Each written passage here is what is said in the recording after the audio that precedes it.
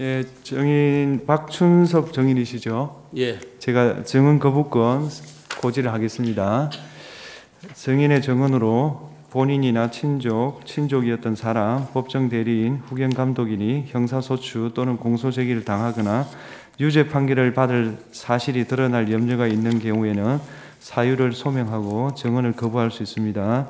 증인이 선서하신 후에 개별적인 신문사항에 대해서도 같은 이유로 증언을 거부할 수 있습니다. 증인이 선서하신 후에 거짓말을 하면 위정죄로 처벌받습니다. 이해되셨습니까? 예. 예, 증언 선서하십시오.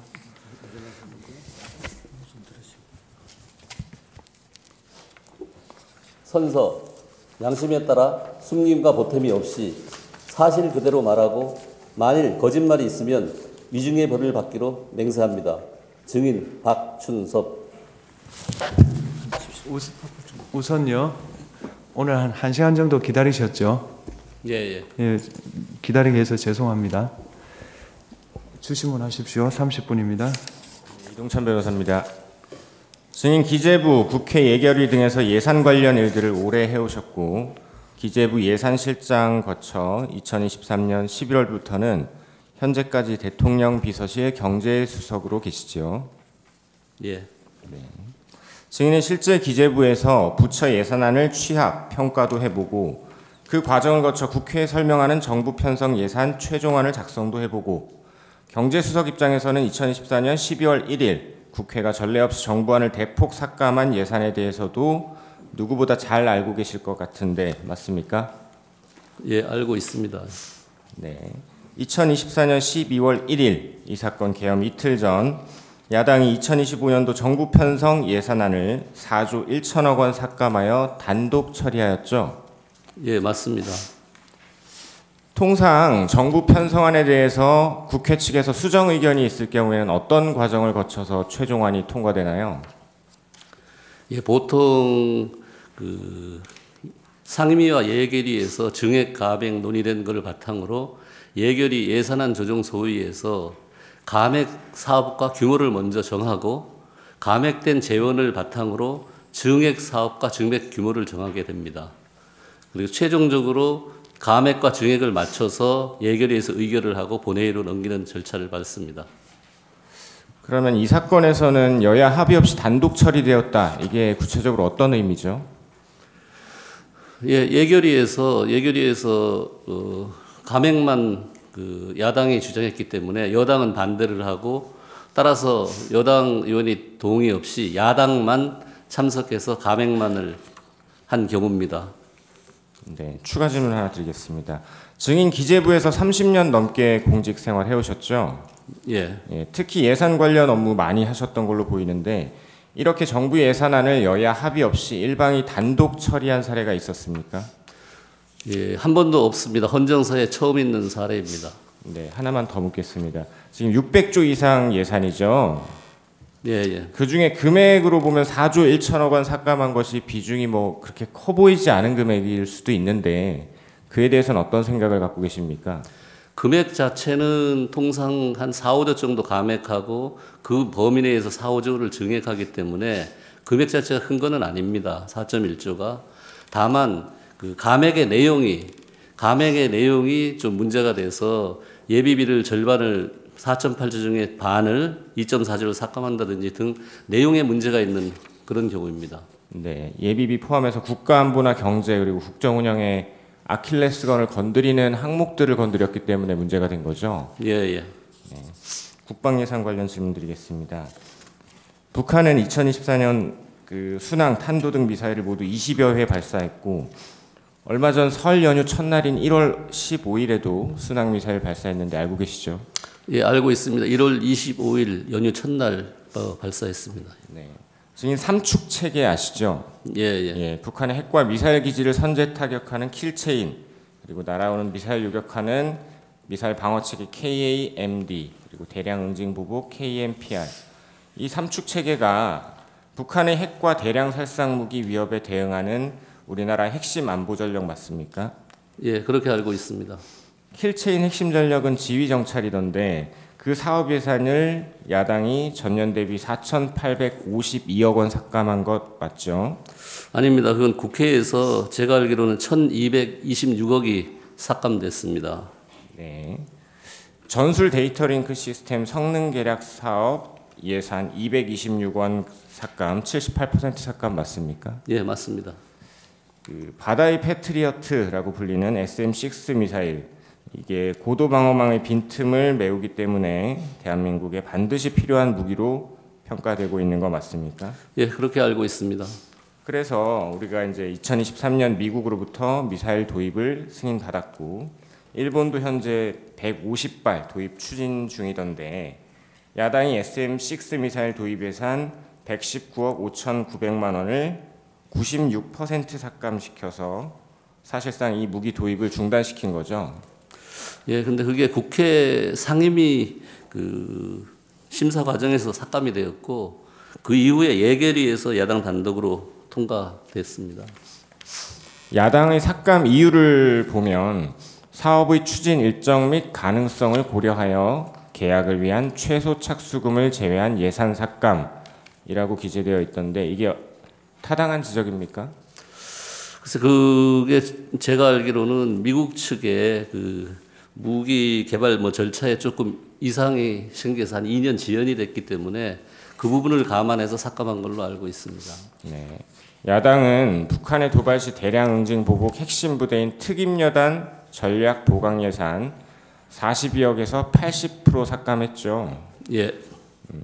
현대 전쟁에서 이제 드론이 필수 전략으로 평가받고 있는데 예산 측면에서 보면 드론의 효율성은 어떻습니까? 아무래도 드론이 적은 예산으로 큰 효과를 발휘하기 때문에 효율적이라고 보고 있습니다. 예를 들어서 전차를 격파할 때 지금 아파치 헬기를 쓰면 한 1,800억 정도 들어가는데 드론을 쓰면 한 66억 정도 든다고 합니다. 한 28배 어떻게 보면 효율성이 있다고 보입니다. 증인은 북한의 드론이 서울 상공까지 침입했던 사실 알고 계신가요? 예, 알고 있습니다. 그리고 작년에는 북한이 대량의 우물풍선을 날려보내기도 했고 특히 북한과 가까운 지역 주민들은 현실적인 피해를 입기도 했었죠. 예. 그 방사청 대드론 통합체계 구축 예산은 적 드론과 우물풍선을 방어하고 직접 타격할 수 있는 핵심 전력으로 평가받고 그런데 야당이 북접경지역 대드론 통합체계 예산을 100억 원에서 99억 5,400만 원 삭감하여 사실상 전액 삭감한 거죠. 예, 근데 그 부분도 이제 국회 상임위 심사 과정에서 여야 합의로 삭감이 되고 예결위에서 야당 단독으로 통과시킨 걸로 알고 있습니다. 삭감 이유를 보면 주파수 확보 제한 등에 따른 소요 수정 여부가 불확실하다. 이게 무슨 의미고 타당한 이유입니까? 주파수를 제가 알기로는 확보하지 못했다고 드론이 이제 운용되는 주파수가 있는데 그 주파수를 확보하지 못했다고 들었습니다. 네, 이런 국방 예산 삭감으로 대한민국 방어 시스템에 공백이 생기고 소위 잘 나가던 K 방산도 타격을 받을 수밖에 없었을 것으로 보이는데 어떻습니까?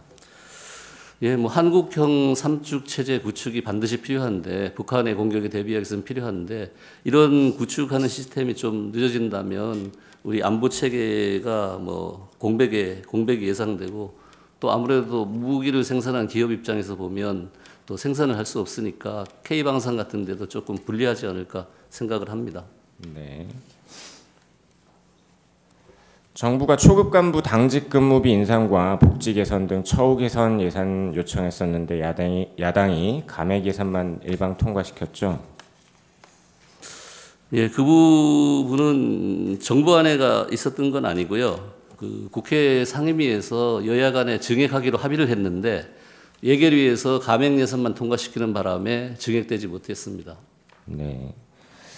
국방 관련해서 종합해서 여쭈면 예산 분야의 전문가이자 대통령의 경제참모인 증인이 보실 때 이렇게 삼축체계, 드론, 초급 간부 처우 개선 등 국방 예산을 항목별로 전액 또는 대폭 삭감했을 때 우리나라 국방이나 안보 그리고 나아가서 우리나라 경제에 미치는 영향은 어떻고 또 어느 정도로 평가됩니까? 예, 국방안보는 첨단 무기하고 또 첨단 무기를 운용하는 기술력 있는 군인이 필요하다고 생각합니다. 그런데 이제 첨단 무기 확보가 늦어지고 또 군인들도 자꾸 제대를 하고 군을 떠난다 그러면 우리 안보에 장기적으로 문제가 많다고 생각을 하고 있고요. 경제에도 뭐 당연히 부정적 영향을 미친다고 생각을 합니다. 네, 에너지 안보 관련해서 여쭙겠습니다. 에너지 안보라는 개념에 대해서 설명을 좀 해주실 수 있을까요? 예, 뭐 우리가 안보라는 개념을 쓸 때 뭐 에너지 안보, 식량 안보 이런 얘기도 많이 하는데요. 에너지가 이제 국가 안보에 결정적으로 영향을 미친다. 에너지가 없을 경우에는 우리가 전차를 움직일 수도 없고 비행기를 운영할 수도 없고 하니까 이런 부분을 에너지 안보라고 지금 용어로 쓰고 있습니다. 네. 최근 러시아 우크라이나 전쟁을 계기로 에너지 안보가 세계적으로 더 중요한 이슈가 되었다 이런 평가들이 있는데 구체적으로 왜 이 러우 전쟁을 계기로 에너지 안보가 더 중요한 이슈가 됐고 그것이 경제와 어떤 연관이 있습니까? 예, 러시아가 에너지 대국입니다. 그래서 유럽에서 러시아로부터 뭐 원유라든지 천연가스, 석탄을 도입하는데 EU, 유럽의 그 러시아 에너지 의존도가 한 40% 정도 됩니다. 그런데 2022년 2월에 러우 전쟁, 러시아 우크라이나 전쟁이 발발하면서 러시아로부터 EU가 그 에너지를 수입하지 못하기 때문에 에너지 가격이 굉장히 많이 올라갔습니다. 그러면서 물가도 올라가고 하고 여러 가지 이제 경제가 안 좋아지니까 에너지 안보가 중요해지고 그런 상황이었습니다. 우리나라의 경우에도 그 국제 에너지 가격이 올라가면서 2022년 7월에 우리 소비자 물가 상승률이 6.3%까지 치솟아서 굉장히 고생을 한 기억이 있습니다. 네. 우리나라의 경우에는 석유, 가스 등 에너지 자원 전량 수입하고 있죠, 사실상. 예, 그렇습니다.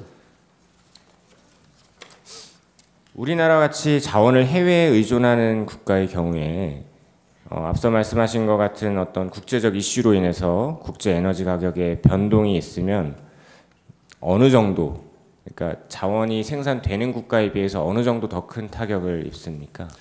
조금 전에 말씀드린 EU에서 독일 같은 경우에 특히 그 태양광 발전으로 전향하면서 그 가스 수입이 안 돼서 그 당시에 전기 요금이 10배까지 올라갔던 그 경험이 있고요.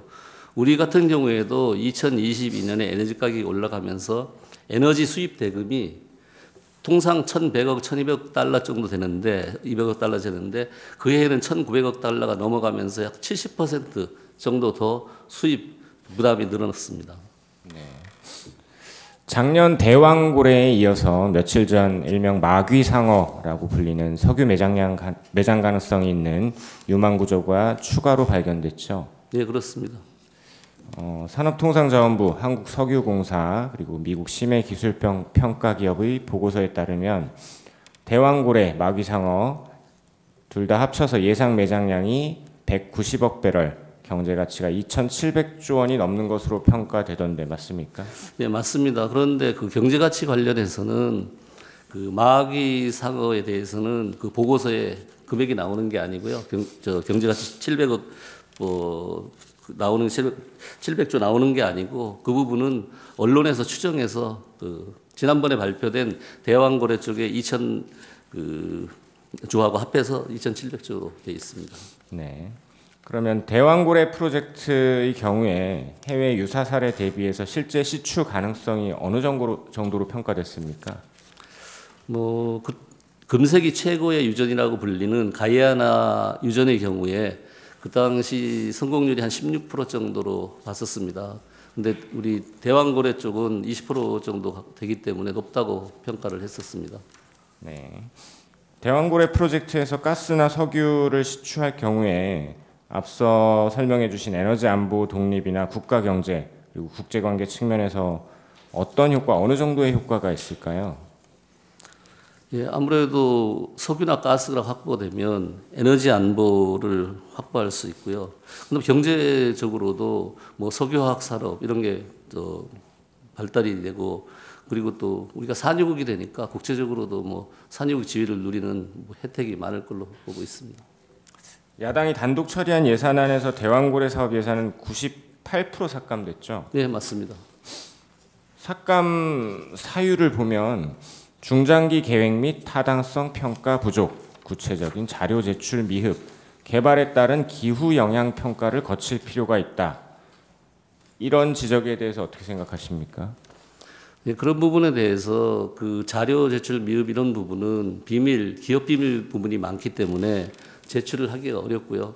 또 에너지 개발이라는 게 유전 개발 이런 거는 그 기본적으로 그 뭐라 그러면 성공 가능성도 낮고 하기 때문에요. 그거를 중장기 뭐 계획을 수립하고 하기가 어려운 부분이 있고 또 기후 변화 이런 것도 뭐 고려 사항이 아니라고 생각을 합니다. 네. 에너지 자원 개발을 위해서 중국이 지금 48,000여 공, 일본이 813공, 이 우리 주변국들이 공격적으로 자원 개발에 나서고 있는데 우리 현황은 어떻습니까?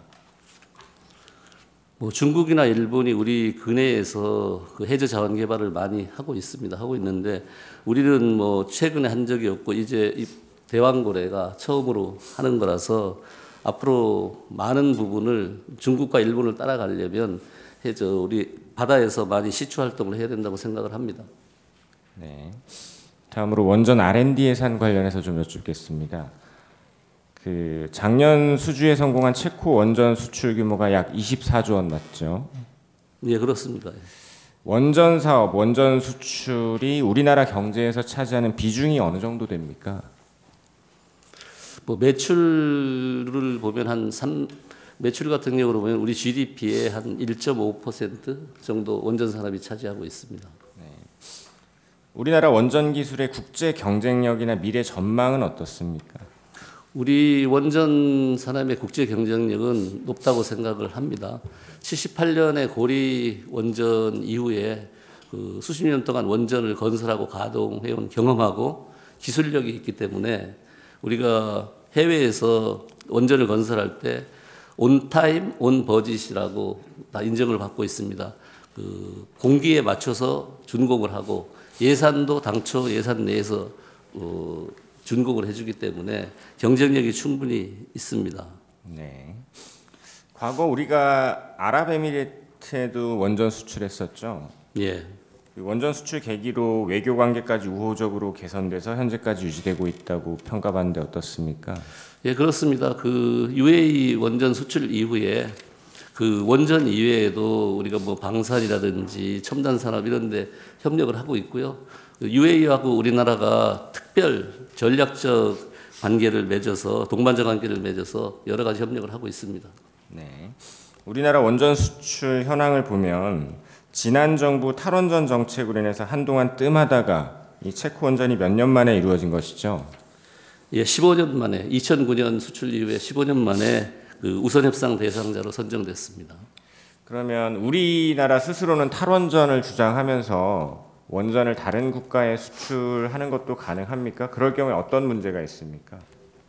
저는 그거는 쉽지 않다고 생각합니다. 자가당착이라고 생각하는데요.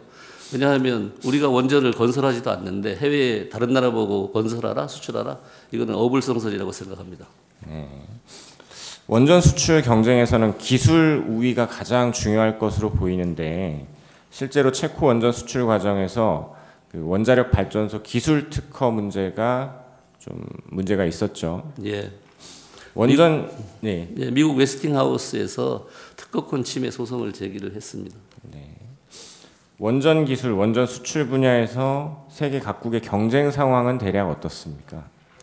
지금 세계적으로 원전을 건설할 수 있는 나라는 한 5개국에 불과합니다. 우리나라, 미국, 그다음에 프랑스, 중국, 러시아 정도인데요. 특히 지금은 중국하고 러시아가 국가에서 적극적으로 지원을 해서 굉장히 활발히 움직이고 있고요. 또 중국, 러시아 같은 경우는 차세대 원전인 SMR, 소규모 원전 이런 것도 지금 개발을 열심히 하고 있습니다. 네. 수년 전까지만 해도 프랑스, 한국이 원전 강국으로 평가받았었는데 방금 말씀하신 것처럼 중국이 국가적 차원에서 적극 지원을 해서 지금 러시아와 중국이 도합 세계 원전 시장의 70% 장악하고 있는 것으로 보이는데 맞습니까? 예, 맞습니다. 중국의 경우에는 1대1로 사업과 연결해서 지금 원전을 건설하고 있고, 러시아 같은 경우에는 그 소련 연방, 구소련 그쪽 연방 국가, 주위 국가들 공산권 국가하고 제3세계 위주로 진출을 하고 있습니다. 네. 야당은 차세대 원전 기술 핵심으로 평가받고 있는 소듐 냉각 고속로 기술 R&D 예산 정부 편성한 90억 중에 90%를 삭감했죠. 예, 맞습니다. 삭감한 이유에 대해서 이렇게 기재하고 있습니다. 소듐 냉각 고속로의 실증에 대한 충분한 사전 논의 필요성을 고려하여 감액.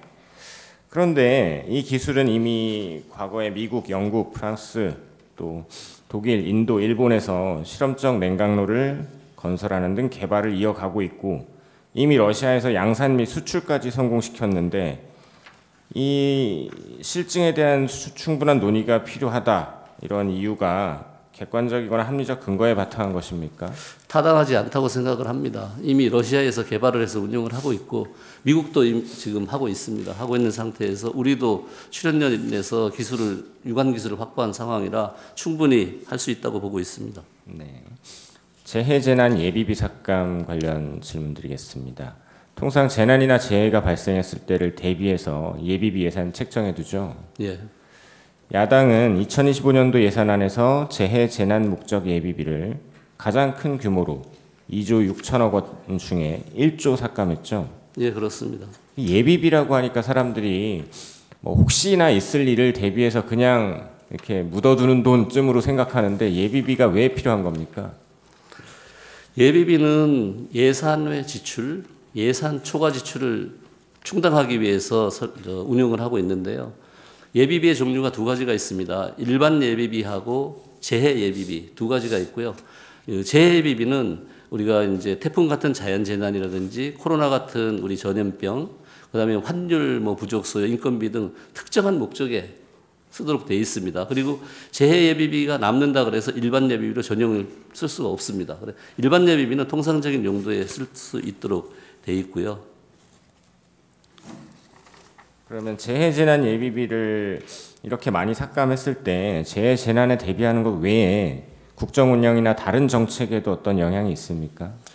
이번에 재해 예비비를 1조 원 삭감했고, 그 다음에 또 일반 예비비를 1.4조 원 삭감을 해서 총 2.4조 원 삭감이 됐는데요.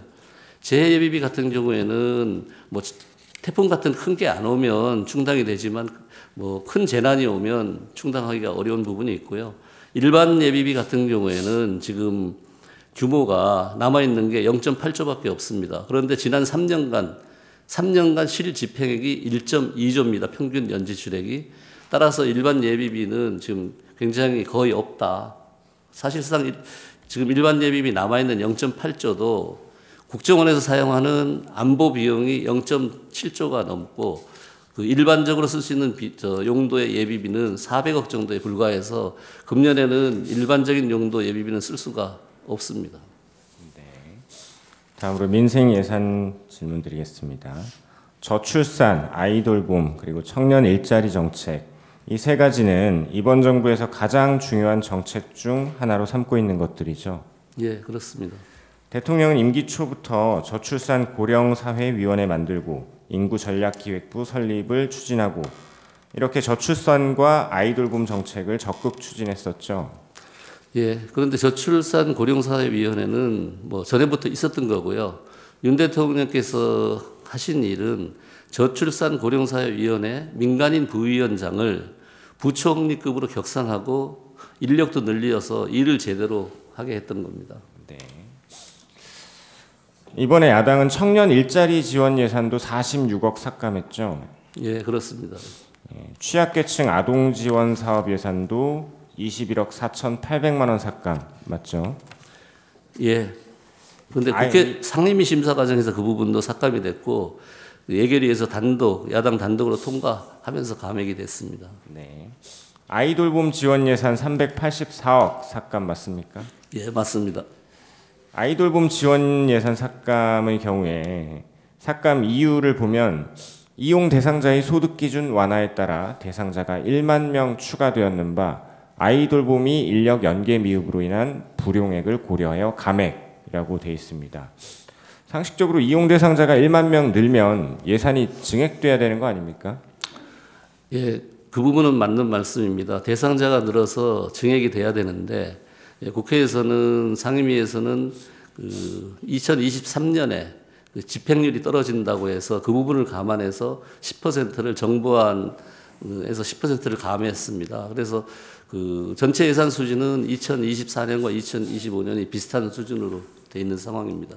네. 야당은 부처 중에 복지부 예산 가장 많이 2,689억 삭감했던데 맞습니까? 제가 뭐 비교를 안 해봐서 확실하게는 모르겠습니다만 복지 쪽이 많이 삭감됐습니다.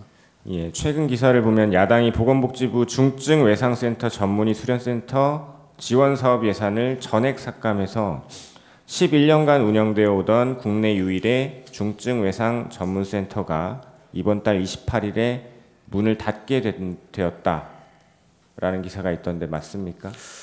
뭐 제가 그 부분은 정확하게는 모르겠습니다. 모르겠지만은 복지 관련 많은 예산들이 상임위 심사 과정에서 삭감되고 예결위 과정에서 야당 단독 통과로 반영이 안 된 걸로 알고 있습니다.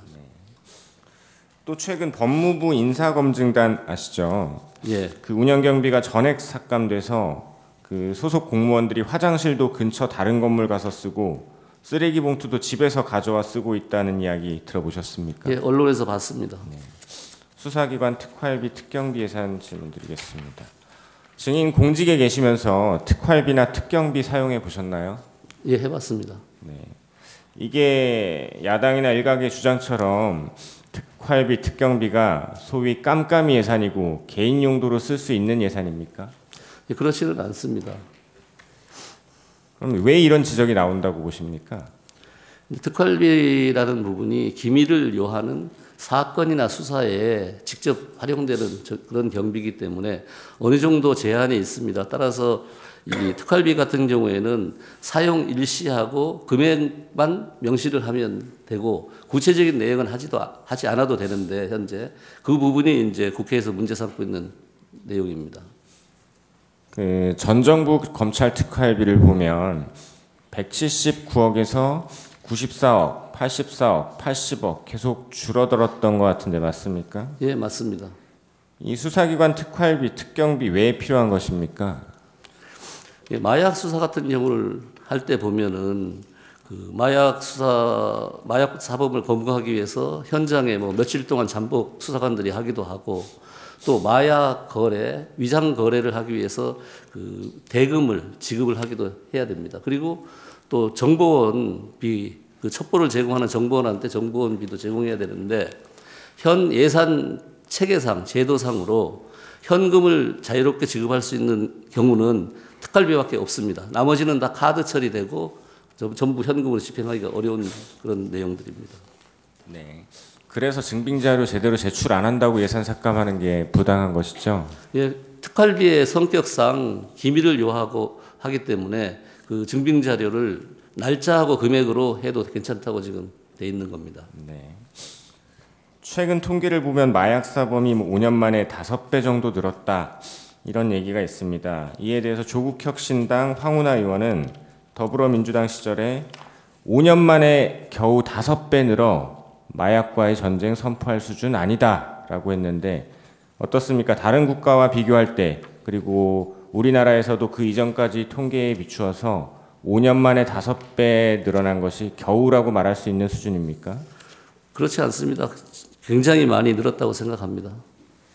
야당은 검찰 특활비 특경비 587억 전액 삭감, 감사원도 60억 삭감, 경찰은 31억 삭감 맞습니까?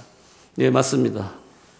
이렇게 수사기관 특경비 특활비를 없애버리면 사실상 뭐 아까 예를 드신 마약 포함해서 중요 수사 업무가 불가능해지는 거 아닙니까?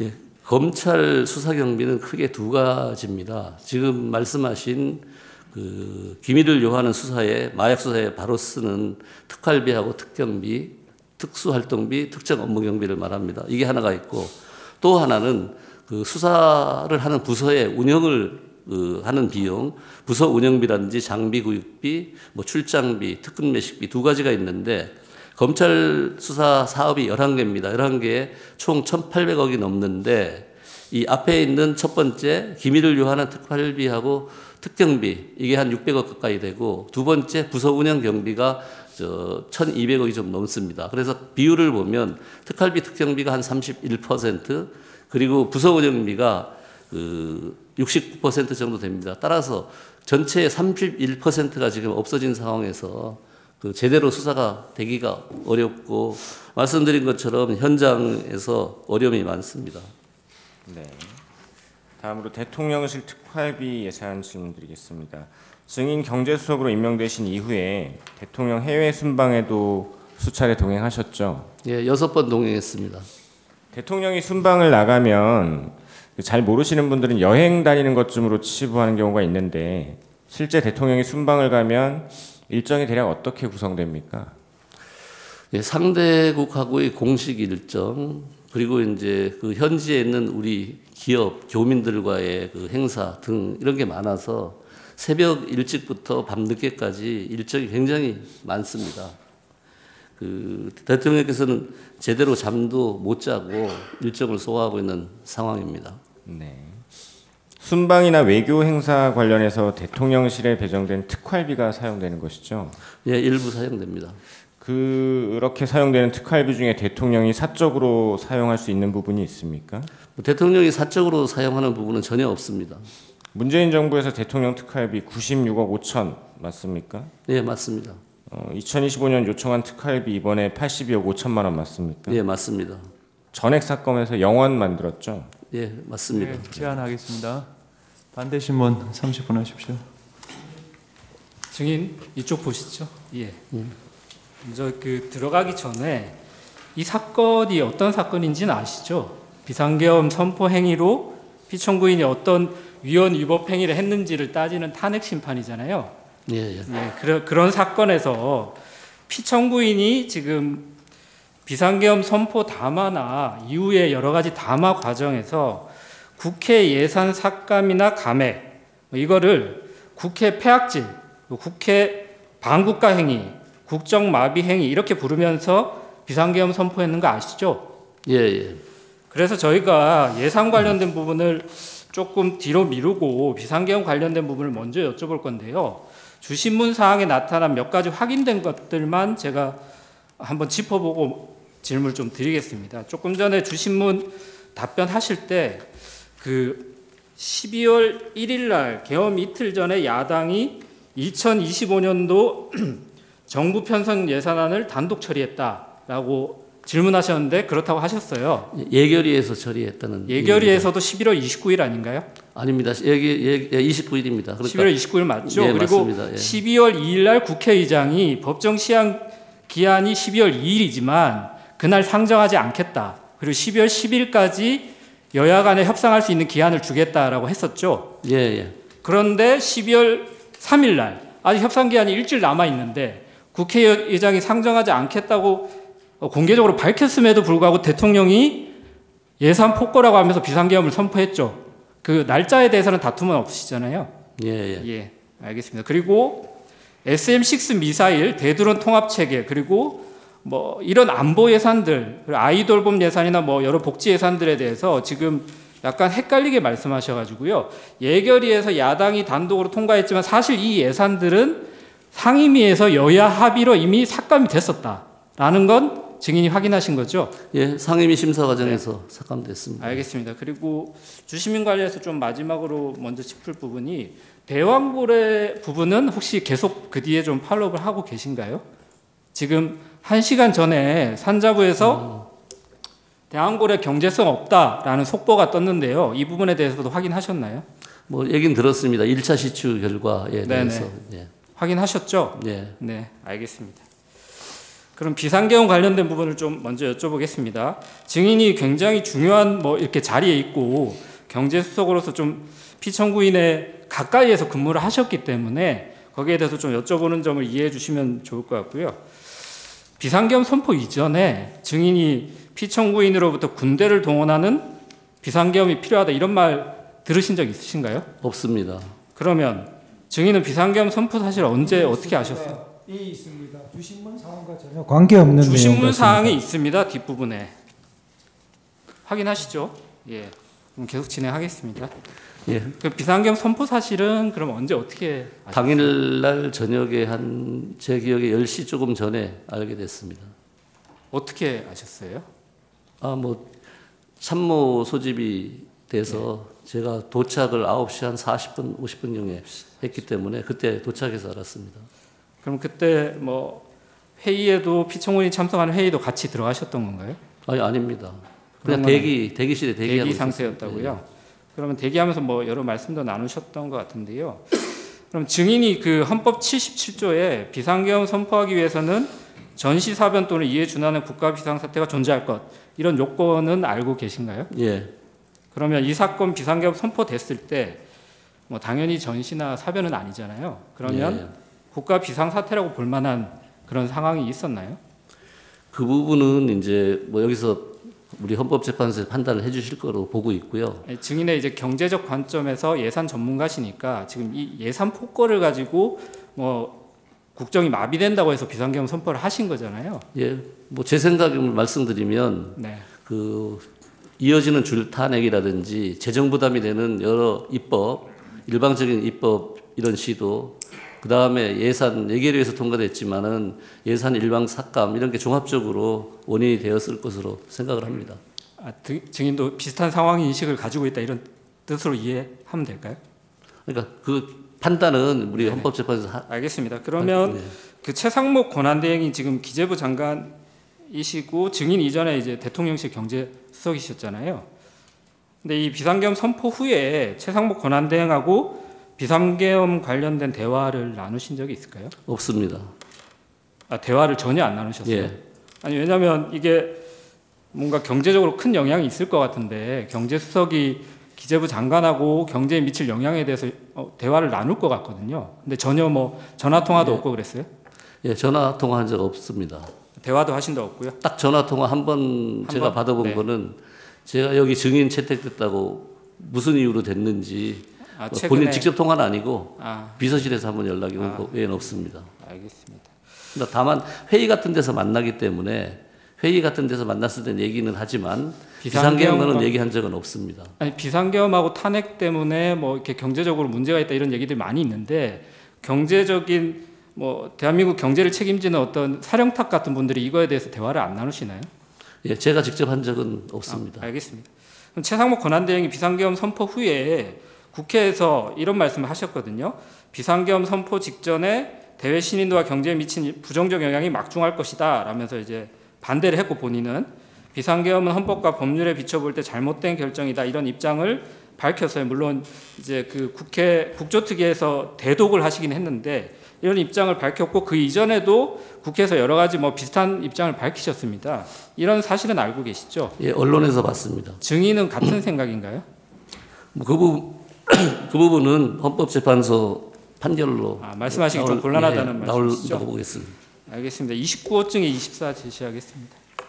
이게 이 문서가 비상계엄 선포 당일에 피청구인이 기재부 장관에게 건네준 문서인데요. 그 증인은 이 문건은 비상계엄 선포 전에 뭐 검토하거나 보신 적 있으신가요? 비상계엄 선포 전이나 후에 네. 한 번도 본 적이 없습니다. 뉴스를 통해서라도 예. 혹시, 네, 보셨죠? 그러면 뉴스 통해서 봤습니다. 네네. 이 문서를 보면 밑에 보시면 첫 번째 예비비를 조속한 시일 내에 충분히 확보하여 보고할 것 이렇게 기재가 되어 있습니다. 헌법 55조에 의하면 예비비 총액은 국회 의결을 얻어야 되는데 기재부 장관이 이렇게 임의로 확보를 할 수 있나요? 글쎄요, 어렵다고 봅니다. 어렵다고 봐야 되겠죠. 예, 예. 어렵다고 하는 게 법적으로 좀 가능하지 않다라는 의미로 이해하면 될까요? 글쎄요, 그 부분은 제가 검토를 해보지를 않아서 잘 모르겠습니다. 아니, 어렵다고 평가를 하셨길래 제가 그러니까 여쭤보는 겁니다. 법 조항을 말씀하시니까. 네네. 알겠습니다. 예. 그러면 같은 문서에 밑에 국가 비상 마지막인데요. 입법기구 관련 예산을 편성할 것 이렇게 기재가 되어 있는데요. 국회에서 심의 의결된 예산안을 기재부가 임의로 이렇게 전용해서 편성을 할 수 있나요? 평상시에는 할 수가 없습니다. 네. 당연히 이 경우에는 제가 내용을 잘 알지 못해서 네. 못하고 어떻다 말씀을 원칙적으로 못 못한다 이렇게 이해하면 예, 될까요? 알겠습니다. 증인이 이 문서를 봤을 때 국가 비상 입법기구 관련 예산을 편성할 것 이런 부분이 좀 어떻게 이해가 되시나요? 저는 모르겠습니다. 이 표현도 처음 뉴스를 통해서 봤고 오늘 보지만은 네. 무슨 의미인지 저는 잘 모르겠습니다. 알겠습니다. 그러면 조금 바꿔서 물어볼 텐데요. 증인이 이제 1987년도에 행정고시 합격해서 계속 예산재정부서에 근무하셨잖아요. 예, 예. 근데 이제 김영삼 정부에서 1993년도 8월에 금융실명제 실시에 관한 대통령 긴급재정 경제명령 하신 거 알고 계시죠? 예, 예. 그때 뭐 근무하고 계셨었던 거죠? 예. 네. 그럼 대통령이 헌법 제76조에 따라서 긴급재정 경제명령을 발하기 위해서 이렇게 밑에 적힌 국가비상입법기구 관련 예산이라고 되어 있는 그 부분처럼 국가비상입법기구가 별도로 이런 긴급재정 경제명령을 위해서 구성이 되고 별도로 예산을 편성하는 게 이렇게 필요한가요? 증인의 경험에 비춰봤을 때? 이 부분은 전 잘 모르겠습니다. 아, 절차에 대해서 따로 예, 예. 뭐 따로 예. 뭐 제가 생각해 본 적도 없기 아니, 때문에 그러니까 모르겠습니다. 일하실 때 기재부에 뭐 긴급재정 경제명령을 하기 위해서 뭔가 매뉴얼 같은 게 아, 그런 거 없습니다. 본 그런 적도 거 없나요? 없고요. 예. 알겠습니다. 그 같은 문서에 이 문서와 관련된 제목은 이제 한두 가지 정도만 더 드릴 텐데요. 같은 문서에 국회 관련 각종 보조금, 지원금, 각종 임금 등 현재 운용 중인 자금 포함 완전 차단할 것 이렇게 기재가 되어 있습니다. 증인이 이제 예산 전문가시기도 하고 국회 예산결산특별위원회 2009년도에 파견 나가셨었죠. 예. 예, 그래서 잘 아실 것 같은데요. 국회 관련 임금에는 어떤 게 있나요? 그 부분도 잘 모르겠습니다. 아, 예산 전문가 보통 이제 임금이라 그러면 통상임금, 일용직이나 이런 경우 채용할 때 통상임금으로 그러니까 예산 국회에 종사하는 반영하는데 사람들의 임금으로 예, 볼 수 아니 있는 그런 경우가 있는데 여기에서 의미하는 분은 반은 모르시겠다고요? 모르겠습니다. 알겠습니다. 가은 예, 생각하겠습니다. 예산 삭감 관련해서 이제 좀 여쭤볼 건데요. 헌법 제54조에 따라서 정부가 이제 예산 편성 권한 가지고 있죠. 예. 그리고 국회는 예산 심의 확정 권한을 가지고 있죠. 그래서 헌법 57조에 따라서 국회가 임의로 정부의 동의 없이 증가하거나 새 비목을 설치할 수는 없지만 정부가 제출한 예산안 감액할 권한은 헌법상 당연히 인정되는 권리죠. 예, 그렇습니다. 예. 통상 정부가 예산안 제출하면 아까 증인 말씀하신 것처럼 국회가 정부 제출 예산안 각 항을 이제 사업별로 감액하는 경우가 종종 있죠. 예. 네. 국회 예산정책조 2025년도 예산안 심의 결과 자료를 보니까요. 정부 지출 예산안을 국회가 감액한 금액 기준으로 뭐 증감이 있을 수 있고 증액 사업 부분을 따로 편성을 하잖아요. 근데 그 부분 말고 정부 예산안 편성에서 감액한 금액 기준으로 봤을 때 총지출 감액 규모가 2025년에 4.1조 원, 2024년에 4.7조 원, 2023년엔 13.8조 원, 2022년에 5.6조 원입니다. 증인 이 사실 알고 있죠? 예, 그렇습니다. 네. 이 중에 2022년 부분은 5.6조 원 감액됐을 때 현재 여당이 야당일 때 감액된 것이죠. 연도상으로 봤을 때. 예. 네. 총지출 감액 규모가 이렇게 쭉 봤을 때는 최근 4년 중에 2025년의 감액 규모가 가장 적은 거 아닌가요? 통상 네. 그 감액은 아까도 말씀드렸지만 4조에서 5조를 하니까 네. 4.1조가 그 많지 않은 적은 부분에 들어갑니다. 아, 그 제가 이 질문을 드린 이유가 네. 그 피청구인께서 이렇게 여러 가지 주장을 섞어서 하시는데 예산을 4.1조 원을 깎은 게 문제인지 아니면 특정 사업의 예산을 감액시킨 게 문제인지 아니면 야당이 예결위를 단독으로 처리한 게 문제인지 이런 주장들이 여러 가지 섞여 있습니다. 근데 증인께서 말씀하시는 거는 4.1조 원 감액 자체는 그렇게 큰 문제는 아니다. 예산 폭거라든가 국정 마비 사태로 갈 건 아니다. 이렇게 평가하는 근데 건가요? 기본적으로 네. 이제 예결위에서 일방적으로 단독 야당 통과시킨 거 하나 하고 네. 4.1조에 말씀드린 것처럼 내용이 문제. 내용 부분은 이따 또 예, 규모 자체는 여쭤보겠습니다. 그게 크다고 보지는 그러니까 않습니다. 규모 자체는 크지 않죠. 네. 네, 알겠습니다. 다음은 생략하겠습니다. 다음도 생략하겠습니다. 그러면 특정 사업 예산이 조금 전에 얘기한 뭐 드론이라든가 뭐 아이돌봄이라든가 이런 여러 가지 사업들이 굉장히 많잖아요. 그 중에 말씀드렸지만 대부분은 여야 합의로 상임위에서 삭감이 된 거고요. 그렇죠? 근데 이런 특정 사업 부분의 예산이 뭐 감액됐다고 해서 예를 들면 대왕고래 지금 뭐 경제성이 없다고 1차로 판단이 나왔지만 대왕고래 시추 사업 예산을 감액했다고 해서 국정이 마비된다고 이렇게 평가할 수 있나요? 뭐 대왕고래 예산 시추 예산을 삭감하면 지금 1차 시추에 경제성이 없다고 나오더라도 이 석유 탐사 같은 경우에는 아니 제 질문은 국정이 마비되는지를 여쭤본 거예요. 말씀을 드릴게요. 그러니까 기본적으로 2차 시추 예산이 없어지니까 네. 유전 개발이나 이런데 어려움이 있지 않겠습니까? 그런 부분에 어려움이 석유 개발에 네. 그쪽에는 국정 마비가 되겠죠. 그 부분에는 아니 국정 마비라고 하면 지금 나라가 움직이지 않을 정도로의 상태가 되는데 그 부분만 말씀드리면 알겠습니다. 그 부분만 말씀드리면 그렇고 나머지는 전반적으로 이제 증인 잠시만요. 네. 그 지금 말씀하시는 게 결국은 그 특정 사업의 예산이 감액이 되면 결국은 그 사업이 마비될 여지는 있어도 국정 전반이 마비된다고 단정 지으실 수가 있는 건가요? 아니 내용으로 국정 전반이라고 하는 건 예비비 같은 경우가 국정 전반에 얽히는 건데 그런 그러니까요. 부분에 문제가 예비비만의 문제가 아니잖아요 지금. 그러니까요. 그 다음에 특수활동비, 특정 업무비 뭐 이런 거 감액된 것도 수사 같은 걸 잘 못하니까 마약 수사 같은 게 차질을 빚고 그러니까 마약 수사 차질을 빚으면은 지금 국정이 마비되고 지금 계엄을 선포할 수 있는 국가 비상사태냐고요. 그걸 여쭤보는 거예요. 아니 그 부분은 구체적인 부분은 어차피 우리 헌법재판소에 판결을 내릴 거니까. 그러니까 지금 경제 전문가로서 어떻게 생각하시냐고 여쭤보는 거예요. 그러니까 그 부분은 그냥 판결에 저는 맡기면 된다고 생각합니다. 헌법이 정부에 이렇게 예산 편성권을 주고 국회에는 예산안 심의 의결권을 주는 의미가 정부와 국회가 서로 협의해서 국가 예산을 결정하라는 거잖아요. 예, 그렇습니다. 그런 이해로 보면 되겠죠. 예. 그럼 거기에 좀 추가해서 여쭤보면요. 지금 그 국회 예산안 시정연설이 올해 2024년 11월 4일 날 원래 진행이 돼야 되는데 그때 대통령 피청구인 참석 안 하셨죠? 예. 이게 지금 박근혜 대통령 이후로 11년 동안 계속 이어지다가 올해 처음으로 참석을 안 하셨거든요. 근데 예산안이 이렇게 중요하고 이 뭐 얼마나 그 여야 합의로 감액된 이 예산안에 대해서 얼마나 중요하게 생각하셨을지 모르겠지만 이 예산안 감액이 국가 비상사태고 야당의 폭거라고 생각하시면서 11월 달에 예산안 시정연설을 하는데 참석을 안 하셨단 말이에요. 야당을 설득하고 국회를 설득해야 되는데 그럼 정작 대통령이 어떤 노력을 하셨을까 좀 의문이 드는데요. 증인께서 이 예산안 시정연설 가야 된다 이렇게 피청구인한테 좀 그 건의하신 적 있나요? 논의는 우리 내부적으로 했었습니다. 아니, 피청구인한테 직접 건의하신 적이 있으시냐고. 직접은 안 하고 같이 뭐 있을 때 얘기를 그러면 했고요. 증인이 알고 있기에 피청구인이 안 가신 건가요? 못 간 건가요? 뭐 예를 들면 몸이 불편하다든가 아니면 내 개인적으로 불편해서 야당 의원들 보기 싫어서 못 간다겠다 이런 이유들이 있을 수는 있잖아요. 그 부분은 제가 정확히 모르겠습니다. 정확히 모르시고요. 예. 어쨌든 안 가신 거잖아요. 예. 그럼 이거 보고하신 분은 누군가요? 이렇게 가셔야 된다고 설득하시는 분은? 비서실장이신가요? 그건 정확하게 기억이 나지 않습니다. 왜냐하면 정무라인들도 있고 예. 하기 때문에요. 알겠습니다. 네. 그러면 예. 일단 11번 생략하고요. 12번부터 물어보겠습니다. 아까 주신문 46번 말씀하시면서 지금 지난 3년간 일반 예비비 지출 평균이 1.2조 원 정도다라고 말씀하셨습니다. 맞습니까? 예, 맞습니다. 예.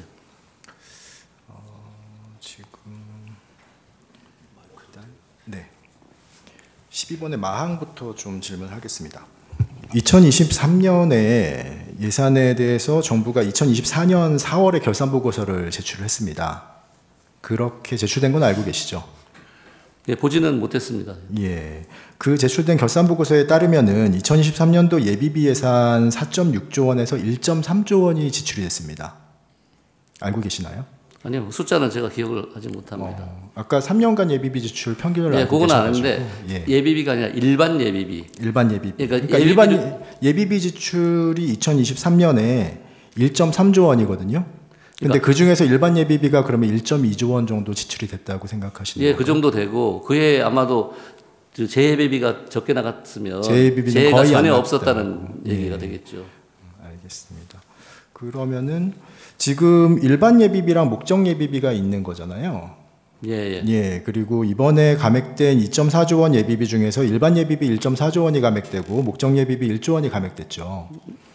그러면 지금 남아있는 2.4조 원 중에서 일반 예비비와 목적 예비비는 얼마씩인가요? 지금 일반 예비비가 0.8조 원이 남아 있고 목적 예비비, 재해 예비비가 아까 말씀드린 것처럼 1.6조가 남아 있는 거죠. 1.6조요. 예. 근데 재예비비가 문제가 아니고 네. 국제예비 문제가 아니고 일반 예비비 0.8조가 문제라고 제가 그러니까요. 말씀드린 예, 거죠. 그것 때문에 여쭤보려고 제가 네. 이거를 물어봤는데요. 지금 3년간 평균으로 일반 예비비가 1.2조 원이 지출이 되고 그다음에 재해 예비비는 굉장히 적은 금액들이 지출이 되어 왔던 거잖아요. 예, 그렇습니다. 예, 그러면은 사실은 이번에 4.1조 원 아니 2.4조 원 예비비를 편성을 하실 때 일반 예비비를 훨씬 더 높여서 편성을 하셔야 되는 거 아닌가요? 근데 거의 비슷한 금액으로 편성을 하신 거 아니에요? 편성은 예년하고 비슷하게 한 예년하고. 겁니다. 근데 예년에서 지금 예년을 보면은 지출되는 일반 예비비가 훨씬 많고 재예비비가 적은데 그럼 정부에서 예산안 편성을 잘못하신 거 아니냐는 말씀이에요. 아니 일반 예비비를 2.2조를 편성했기 때문에 네. 3년 평균에 매년 1.2조밖에 안 나가니까 충분히 많이 편성했죠. 자, 그러면은 그 재재난 예비비가 목적 예비비이기 때문에 일반 예비비가 부족할 때 그걸 사용할 수는 없다라고 말씀을 하셨죠. 예, 법상 그리고 그렇습니다. 지금은 일반 예비비가 문제라고 계속 예, 말씀하시는 그렇습니다. 거죠. 예. 12항은 나머지 부분은 생략하겠습니다. 13항 물어보겠습니다. 증인은 예산 전문가시니까 미국에서 셧다운이 발생하고 있는 거는 알고 계시죠? 예. 예, 그리고 셧다운이 뭔지도 알고 계시죠? 예, 정부 폐쇄예요. 예. 셧다운이 되면은 국방과 교통, 치안 등 필수 업무를 담당하는 그런 공무원들과 현직 군인은 무급으로 일을 계속하게 되죠. 예. 예. 근데 또 나머지 공무원들은 무급휴직에 들어가서 정부가 폐쇄되는 거죠. 예. 예. 그리고 2019년 트럼프 1기 행정부에서 30일 넘는 셧다운이 발생한 것도 알고 계시죠. 예, 예. 예. 그리고 그 셧다운으로 인해서 미국 경제 손실이 110억 달러, 한국 돈으로는 14조 9천억 원 정도 발생했다고 평가가 되는데 이런 사실도 알고 계시죠? 예, 그 부분은 뭐 제가 금액은 잘 모릅니다. 예, 뭐 이렇게 지금 평가가 되고 있는데요. 그리고 2076년부터 2024년까지 미국에서 이런 셧다운이 22번 발생했다는 것도 알고 계시나요? 뭐 자주 있다는 건 알고 있습니다. 예, 이렇게 자주 있는 셧다운에서도 셧다운이 발생했을 때 이거 다 예산 문제잖아요. 그렇죠? 예, 예. 그리고 미국 의회에서 예산안을 통과를 안 시켜줘가지고 발생하는 문제인 거죠. 예. 예. 그런데도 미국 행정부가 군대까지 동원해서 의회를 압박한다 이런 얘기는 들어보신 적이 있나요? 없습니다. 예. 예. 14항은 다 생략하겠습니다.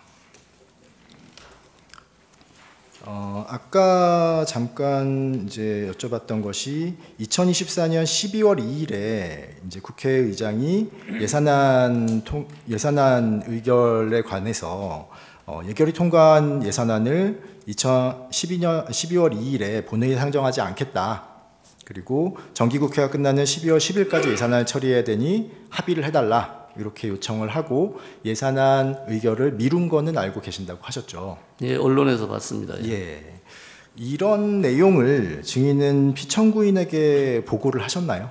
아니요, 보고하지 않았습니다. 보고를 안 하셨어요? 왜안 보고할 하셨죠? 뭐 시간적 그런 게 없는 게요. 그 12월 1일, 12월 2일 바로 전날 공주의 민생 토론회를 가서 하루 종일 있었고 그렇기 때문에 보고할 뭐 그런 시간적인 여유가 없었습니다. 그러면은 증인 외에는 피청구인에게 이런 사실을 보고할 수 있는 공직자는 없는 건가요? 뭐 국회하고 당을 담당하는 뭐 정무라인에서 할 수 있습니다. 정무라인에서 보고한지는 모르시는 거예요? 예, 모릅니다.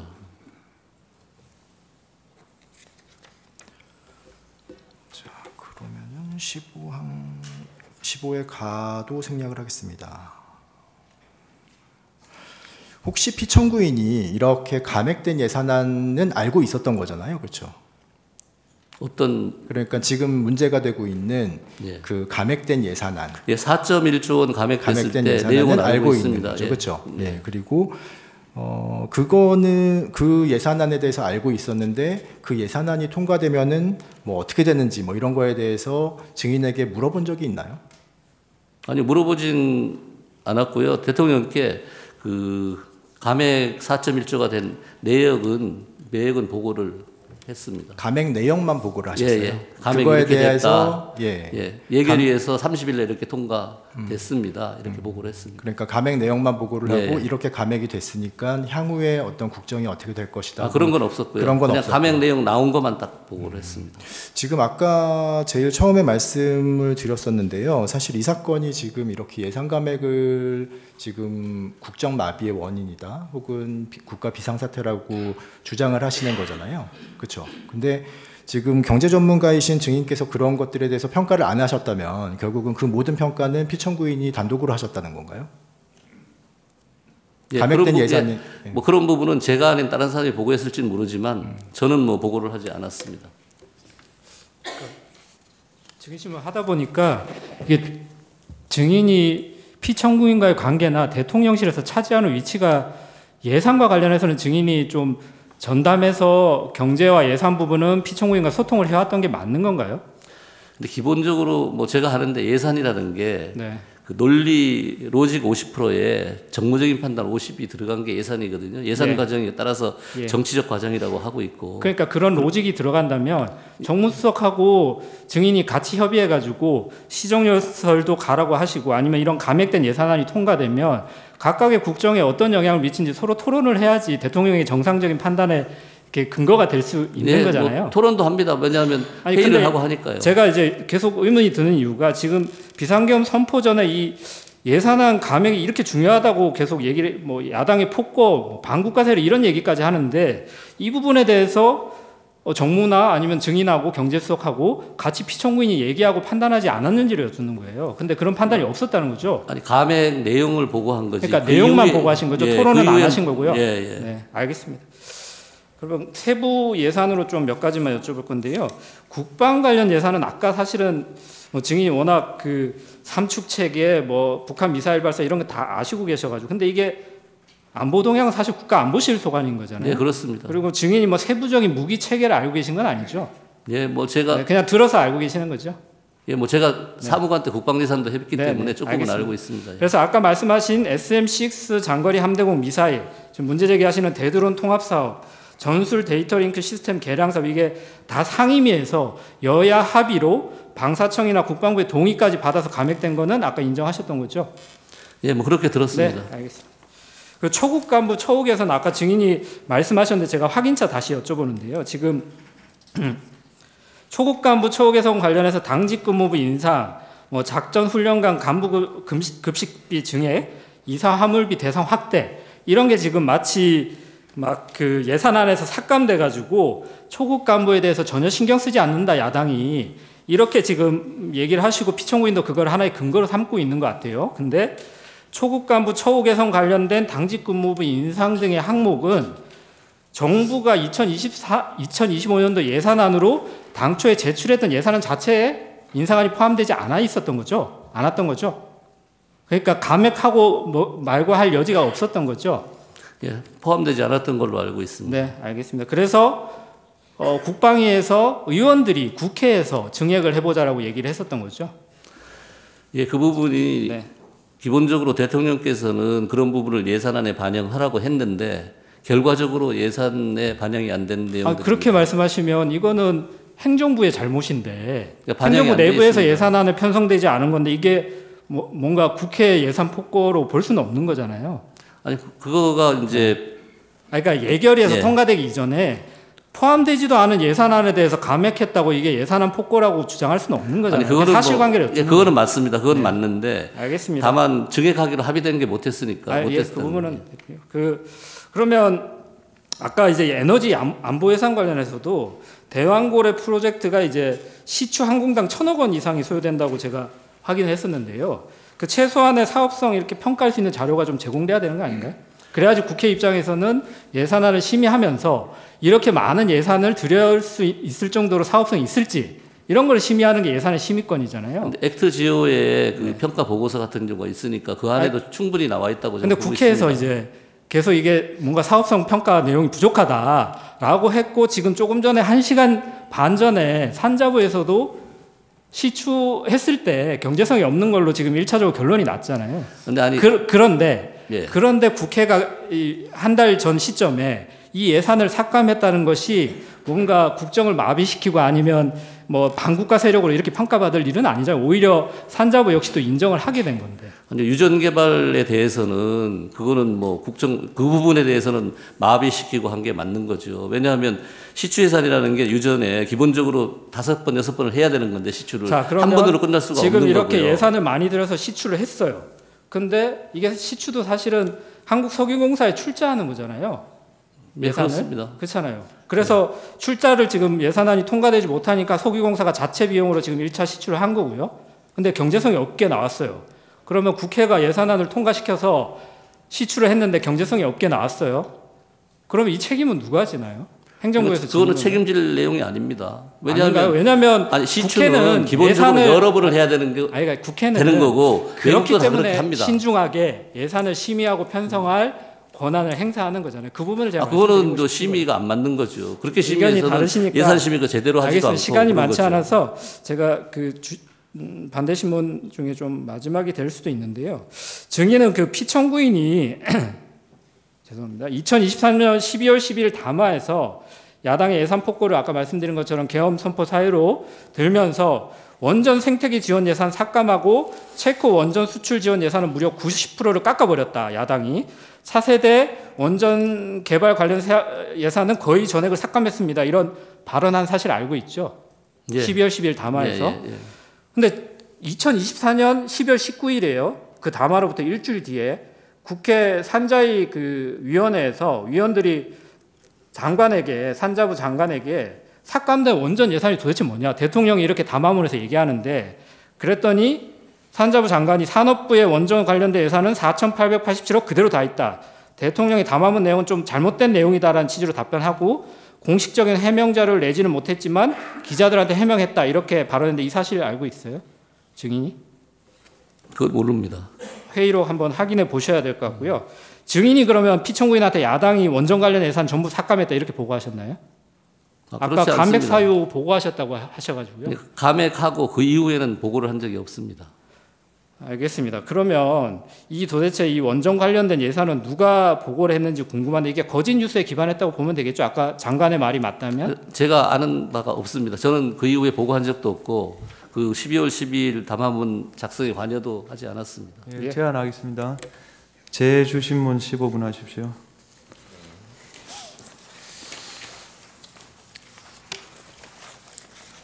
반대 신문에서 한두 가지 짚고 넘어가겠습니다. 그 청구인 측에서 미국의 셧다운 얘기하셨는데 미국의 GDP와 우리나라 GDP가 대략 몇 배 정도 차이 납니까? 미국 GDP와 우리나라 GDP가 제가 볼 때는 18배, 7배 정도? 왜냐하면 지금 전 세계 GDP가 한 101조 정도 되는데 미국이 한 26조 정도 되고 우리가 1.8조 정도 되니까요. 그 차이 정도 됩니다. 네. 그럼 예산안을 두고 정부 여당과 야당의 이런 갈등이는 어느 나라나 있을 수 있을 것 같은데 미국에는 왜 이런 셧다운이라는 게 일어나고 우리나라는 일어나지 않습니까? 예. 근데 조금 전에 말씀드린 GDP 규모는 달러고요. 101조 달러고 그게 이제 미국은 셧다운이 자주 일어나고 우리는 안 일어나는 이유게 예산 제도의 차이입니다. 미국은 예산을 국회에서 편성하고 확정을 합니다. 우리는 행정부에서 편성하고 국회에서 확정하는 시스템이 다르고요. 그리고 거기에는 입법으로 되고 우리는 예산이라는 법 형식으로 하지만은 미국은 법률을 통해서 하기 때문에 국회에서 언제라도 법률을 개정해서 바로 일주일 그냥 셧다운하고 예산을 또 줄 수 있고 법으로 이렇기 때문에 그쪽에는 미국에서는 이 셧다운이 자주 일어납니다. 통상적인 거고 아주 예외적인 게 아니고 그런데 우리 같은 경우에는 예산이라는 법 형식으로 별도로 하기 때문에 만일 셧다운이 일어나면 우리가 준예산을 편성하도록 지금 돼 있고요. 12월 말까지 예산이 통과 안 되면 그 준예산은 국회가 아니라 행정부에서 편성을 하도록 돼 있습니다. 그렇기 때문에 예산 양국의 예산 제도의 차이기 때문에 미국이 셧다운이 자주 일어나고 한국이 없고 한 거는 문화 차이, 제도 차이로 봐야 될 것 같습니다. 네. 증인 예산 전문가시고 이제 청구인 측에서 국가 비상 사태였냐, 지금 계엄 선포 당시가 국가 비상 사태였냐라고 여쭤보셨는데 증인 물론 잘 국정 전반에 대해서도 파악하고 계시겠지만 기본적으로는 경제 전문가시고 또 헌법재판소의 당연히 판단도 있겠지만 계엄 선포 당시에 국가가 비상사태에 있는지는 누가 판단합니까? 뭐 대통령께서 판단하죠. 네, 준비된 주신문 마저 하겠습니다. 입법 관련 여쭙겠습니다. 야당이 발의한 법안 중에 대통령이 제의 요구를 했음에도 불구하고 또 통과시켰던 양곡관리법 개정안 아시죠? 예, 알고 있습니다. 그 개정안 주요 내용이 국민들이 쌀 소비량과 상관없이 농민들이 초과 생산한 쌀을 정부가 전부 사들이도록 강제하는 쌀 강제 매수법이라고 알려져 있던데 맞습니까? 예, 맞습니다. 이 양곡관리법 개정안이 시행되면 시장에 어떤 영향이 있습니까? 지금도 남아도는 쌀이 과잉 공급이 되고 우리가 보리나 뭐 콩 이런 잡곡들은 생산을 하지 않기 때문에 양정에 완전히 균형이 무너지는 그런 농업과 농촌을 망하게 하는 농망법이라고 생각합니다. 네. 초과 생산의 문제나 가격 왜곡의 문제도 발생할 수 있습니까? 네, 그렇습니다. 예. 유사한 취지의 농수산물 관련 법들은 그리고 이 양곡관리법 개정안이 시행되면 그래도 혹시 농민이나 어민들이나 뭐 농업 발전에 도움이 되는 측면이 좀 있지 않습니까? 뭐 일부 도움이 되는 측면이 있겠죠. 뭐 쌀을 생산하는 농가는 도움이 될 수 있겠지만 전체 농민이나 어민한테는 전체적으로 보면 손해가 되기 때문에 그건 맞지 않다고 생각합니다. 네. 또 야당이 추진했던 국회 증언감정법 아시죠? 예. 그 문제된 내용은 국회가 요구할 경우 개인정보와 영업비밀 보호 등 어떠한 이유로도 거부할 수 없도록 하는 그런 내용이었죠. 그렇습니다. 국회 증언 감정을 통해서 국내 기업들의 기술 유출 우려가 있던데 실제로 이 법이 시행되면 이 법으로 인해서 기술 유출이 좀 손쉬워지거나 가능해집니까? 경제계에서는 기술 유출 우려가 크다고 얘기를 하고 있습니다. 네. 최근 우리나라 핵심 기술들이 해외로 유출되는 일이 잦아지고 있고 그럼에도 기술을 유출한 외국인은 간첩죄로 처벌할 수 없는 문제점이 있는 것으로 알고 있는데 맞습니까? 예, 맞습니다. 87 생략하겠습니다. 추가로 몇 가지 질문 드리겠습니다. 아까 산업통상자원부 장관이 원전 관련 예산 4,887억 그대로다. 근데 제가 말씀드린 소듐 냉각 고속로 R&D 예산은 과기정통부 예산 아닙니까? 예. 맞습니까? 예. 정확하게 제가 모르겠습니다. 야당은 민생 법안은 발목 잡고 반대되는 법안은 단독 처리를 강행해 왔었는데 이에 대해서 대통령이 증인 포함해서 평소 참모들에게 했던 말 중에 글로벌 최첨단 경제 시대의 경제 붕괴는 전시 사변보다 위중하다. 원전 산업, 반도체 산업의 발목을 잡는 것은 미래 성장 동력 산업들을 고사시키는 것이다. 이런 말 했던 거 기억나십니까? 예, 말씀하셨습니다. 경제 활성화 그리고 반도체 산업 등 성장 동력 확충을 위한 반도체 특별법, 기업 밸류업 프로그램 이게 모두 야당의 반대로 표류되고 있었죠. 예, 그렇습니다. 2024년 9월 민주당이 전국민 1인당 지역사랑 상품권으로 25만 원씩 그냥 나눠주겠다는 이 법 개정안 발의했다가 24년 10월 대통령이 거부권 행사한 사실 알고 계시죠? 예, 알고 있습니다. 이 법 개정안 전 국민에게 25만 원씩 지원하는 이 법에는 어떤 문제가 있습니까? 그렇게 소득 수준에 관계없이 뭐 다 나눠주고 하면 뭐 돈이 10조 이상이 들어가고 그 포퓰리즘적으로 그런 성격을 띠고 있고 그 다음에 입법으로 행정권을 제약하는 상권 분립에 위배되는 그런 문제가 있습니다. 네. 그리고 그 목적이 이재명 대표의 대선을 겨냥한 대표적인 현금 살포 포퓰리즘 법안이라고 평가받기도 했었죠. 예. 민주당이 예산안을 대폭 삭감해서 단독 처리한 배경을 보면 당초 민주당이 전 국민 25만 원 지원 예산 3천억을 넣어야 한다라고 하다가 받아들여지지 않자 정부 예산을 대폭 삭감해서 단독 처리한 것으로 알고 있는데 맞습니까? 제가 알기로는 3천억이 아니라 정부에서는 3천억 정도를 생각했고 민주당에서는 1조 원을 지역사랑 상품권으로 1조 원을 요구를 했습니다. 네. 민주당은 대통령 탄핵 소추 이후에 다시 이 25만 원 지원 예산 넣고 삭감했던 정부 편성안 일부도 다시 넣어서 추경 예산 통과를 추진했었죠. 저는 그 부분에 대해서 직접 듣지는 못했습니다. 최근에 그 지역사랑 상품권법 예산 포기할 테니 추경하자 이러고 있는 사실은 알고 계신가요? 예, 언론에서 봤습니다.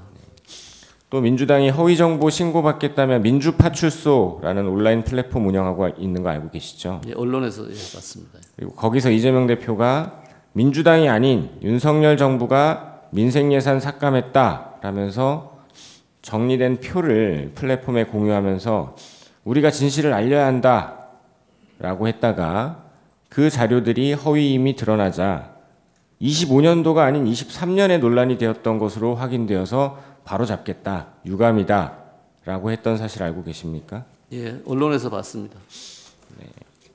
몇 가지 더 여쭙겠습니다.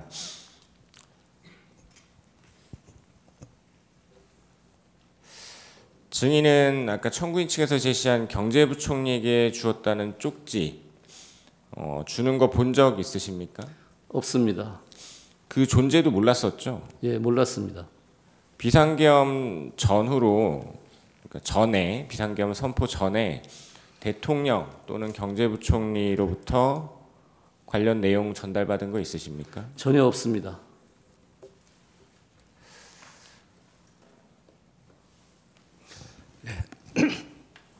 네, 윤갑근 변호사입니다.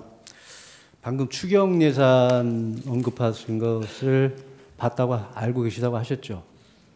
예, 뭐 언론 보도 구체적으로 예, 예. 실제 그 야당 이재명 대표가 추경 예산을 언급을 했습니다. 예산이 통과돼서 예산서에 잉크가 마르기도 전에 추경 예산을 논의하자고 했다는 것 자체는 예산안 통과가 잘못됐다는 것을 시인하는 거 아니겠습니까? 예, 그렇게 볼 수도 있습니다. 네. 그리고 국정마비와 관련해서 여쭤보겠습니다. 대통령은 선거 당시에 이제 주요 추진 정책이라든지 여러 가지 과업들에 대해서 공약을 내걸고 합니다. 그리고 이제 실제 이제 취임하게 되면 각종 중점 추진 정책들을 설정을 하게 됩니다. 그런 정책 공약이나 중점 추진 정책을 추진하는데 각종 예산이 필요하고 법안이 필요합니다. 근데 지금 거대 야당에 의해서 그 중요 정책에 대한 각종 예산들이 삭감되고 법안이 발목을 잡혀서 추진을 할 수가 없는 상황이 됐습니다. 그리고 야당 대표나 야당에 대한 어떤 수사나 조사를 했다는 이유로 검찰, 경찰, 감사원들의 특활비, 활동비를 전부 삭감을 했습니다. 그럼으로써 마약 사범이 넘치고 이렇게 치안이 불안해지는 그런 상황이 야기됐습니다. 결국 정부 입장에서는 중요 정책을 추진할 수도 없고 정부가 책임져야 되는 치안이 불안해진다면 이것을 국가 위기 상황이라고 판단하는 것은 당연하지 않겠습니까? 예, 뭐 그런 측면으로 판단할 수도 있습니다. 그리고 아까 청구인 측에서 비상계엄 후의 대외 신인도 추락과 경제가 더 나빠졌다는 언급을 잠깐 한 것 같습니다.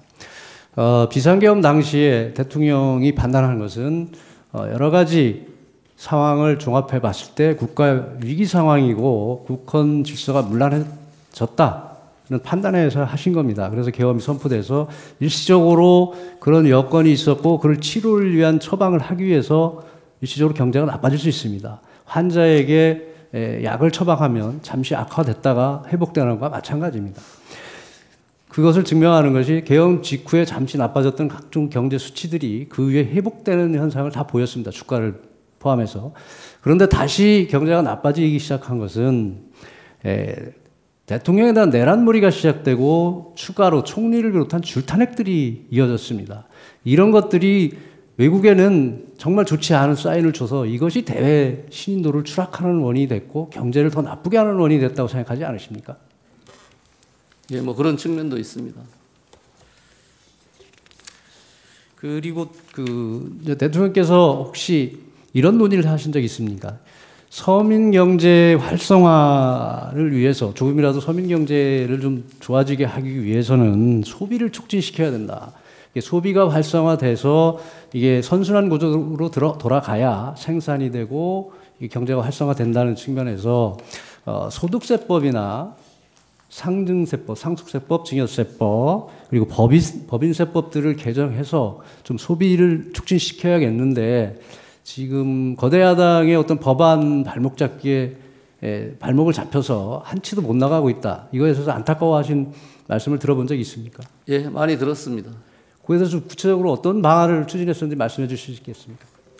소비를 촉진하기 위해서 그 작년 하반기 같은 경우에는 그 소비하는 부분에 대해서 소득공제율을 전통시장에서 하면 40%를 80%를 올려준다든지 그 다음에 노후 자동차를 교체하는 그런 소비를 할 경우에는 개소세를 70% 인하한다든지 이런 법안을 냈는데 다 통과가 되지 않았고요.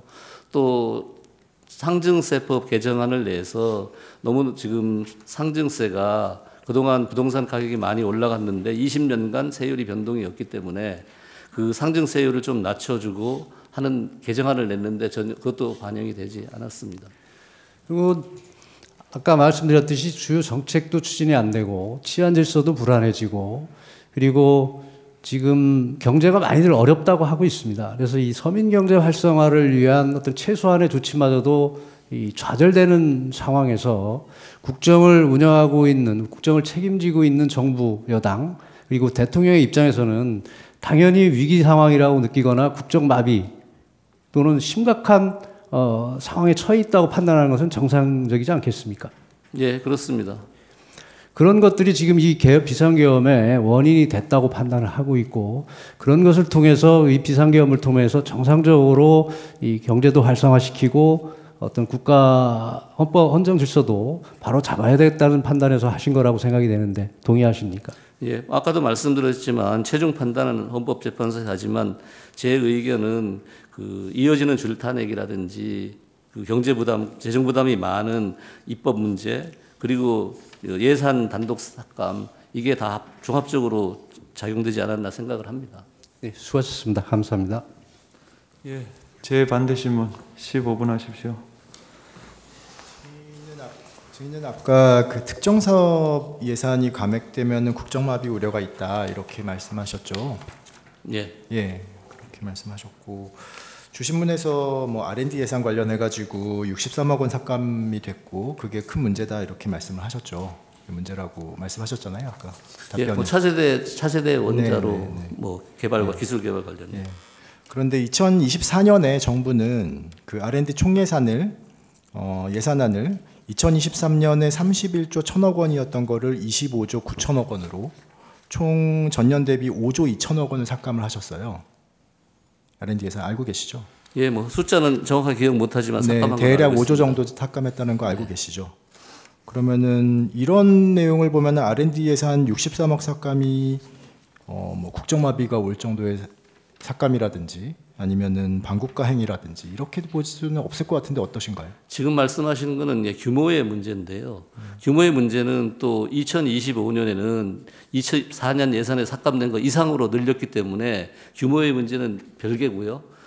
제가 말씀드린 건 개별 사업으로 말씀드리는 거예요. 개별 사업이요. 그러니까 5조 2천억을 삭감을 하면은 그 개별 R&D 예산은 전액이 삭감된 것도 굉장히 많을 거잖아요.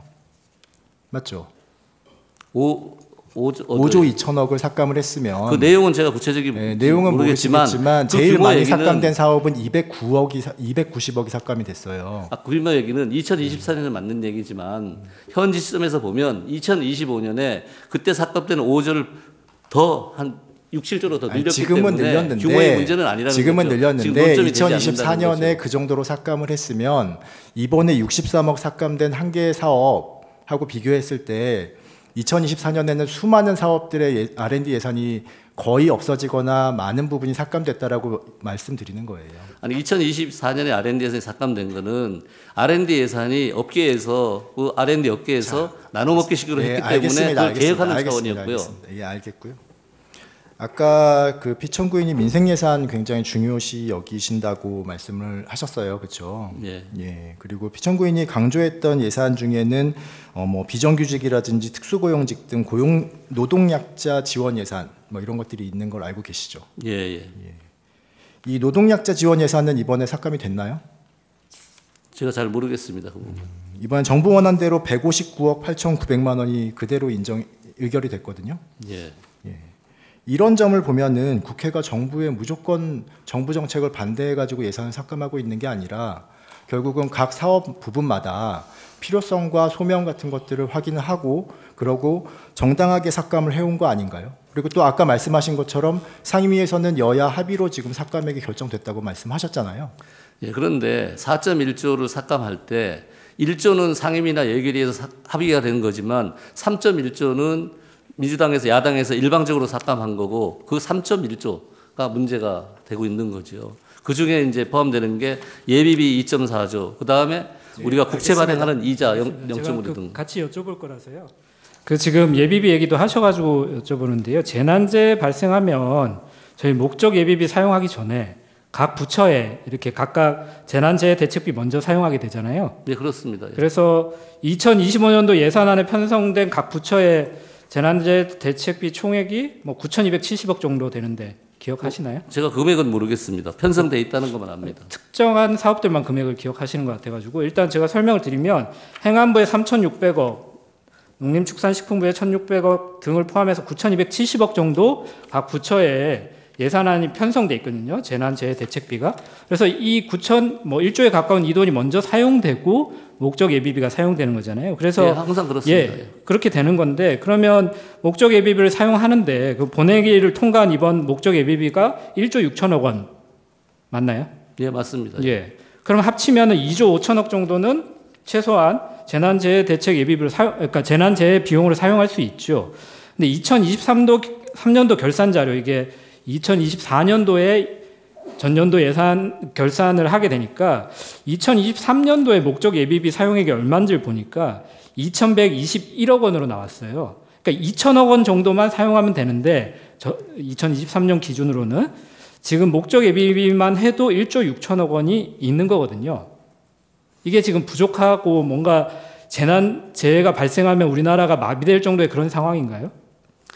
제가 아까 말씀드린 거는 재난 예비비에 대해서는 제가 태풍이나 큰 네. 재난이 나왔을 때 문제라고 말씀드렸고 그 외에는 말씀 안 드렸습니다. 제가 말씀드린 거는 네. 일반 예비비 0.8조 가지고는 그러면 제가 충당이 안 된다는 이야기는 거고 일반 예비비 감액이 중요하고 재난 예비비는 사실은 이런 제도가 좀 마련돼 있다 이렇게 이해하면 될까요? 아니 재난 예비비도 더 구체적으로 제가 말씀 안 드렸었는데 들어가 보면 짧게만 부탁드립니다. 들어가 보면 국회에서 예산 의결 최종적으로 본회의에서 12월 10일에 하면서 네. 그 뭐 예결위에서 부대 의견으로 들어가 있는 경우. 아니 제가 질문 드리는 거는 아니 재예비가 네. 1.6조인데 네. 거기 어떻게 되어 있냐면은 고등 학교 무상교육에 네. 법안이 개정되면 네. 부천 한 1조 가까이를 거기다 먼저 쓰고 네. 목적 예비비에서 네. 쓰고 그 다음에 5세와 무상교육에 관련되는데 2천 몇백을 써라 1.6조를 가지고 네. 그러면 그게 자, 쓴다 그래서 그러면 제가 여쭤보는 게 남아 있는 게 4, 5천원밖에 안 지금 됩니다. 잠시만요. 4, 5천 남았다 그랬잖아요. 근데 2023년도에 목적 예비비 사용액이 2천억이에요. 그러면 4, 5천이 뭐 나중에 부족해질 수는 있지만 지금 비상계엄 선포 담화문에 재난재 예비비 1조 원 깎았으니까 이거는 예산 폭호고 반국가 세력이다 이렇게 말할 수는 없는 거 아닌가요? 아니 그걸 말씀드리는 거고요. 태풍이나 이런 게 나오면 네. 부족해서 대응이 안 된다는 그러면 거죠. 목적 예비비 사용한 후에도 부족하면 재해대책 국고 채무 부담행위 이런 뭐 한 1조 5천억 정도 이렇게 활용할 수 있죠. 뭐 다 쓸 수 있습니다. 예. 쓸 수 있죠. 예, 알겠습니다. 특활비 관련해서 좀 몇 가지 여쭤볼게요. 그 아까 집행 내역하고 증빙이 필요하다는 것 자체를 별로 동의를 안 하시는 걸로 이해하면 될까요? 말씀하신 게 내역이나 증빙이 필요하지 않다 특활비에 대해서는. 내역이 사용 일시, 사용 금액 그것만 이제 그냥 적어내면 된다. 예. 근데 그 증인 법원에서 검찰총장, 서울중앙지검장이 쓴 특수활동비, 특정 업무 경비 등의 사용 내역 이게 이제 아마도 피청구인이 2017년부터 2019년 사이에 검찰총장하고 서울중앙지검장에 재직하던 시기였던 것 같아요. 이 시기에 쓴 특수활동비와 특정 업무 경비 등의 사용 내역과 지출 증빙 자료를 공개하라 이런 판결을 선고했고요. 대법원 2020도 69728 판결에서 이게 심리불속행으로 확정된 사실 혹시 알고 계신가요? 뭐 그건 잘 모르겠습니다. 그러니까 취지는 특수활동비나 특정 업무 경비에 대해서도 지출 증빙을 요구하면 공개를 해야 된다라는 법원의 판결이 있다는 거죠. 이런 잘 모르셨다는 거죠? 아니 저는 제가 이해하기로는 네. 특정 업무 경비는 다릅니다. 특수활동비만 보면 네. 특수활동비는 아니, 지출 특수활동비에 일시와 대해서도 이렇게 공개하라는 판결이 있었는데 그건 잘 모르신다는 것만 아니, 확인을 그 부분은 하면 제가 모르겠고요. 네네, 우리가 알겠습니다. 보통 네. 일시하고 금액을 네. 공개하면 그러면 되는 걸로 이렇게 좀 돼 있습니다. 비교해서 한번 여쭤볼게요. 이번에 국회 예산안 심사 과정에서 대통령 경호처하고 국세청은 특수활동비와 특정 업무 경비가 집행 내역이 소명됐기 때문에 여기에 대해서 정부안대로 예산이 확정됐죠. 대통령 경호처.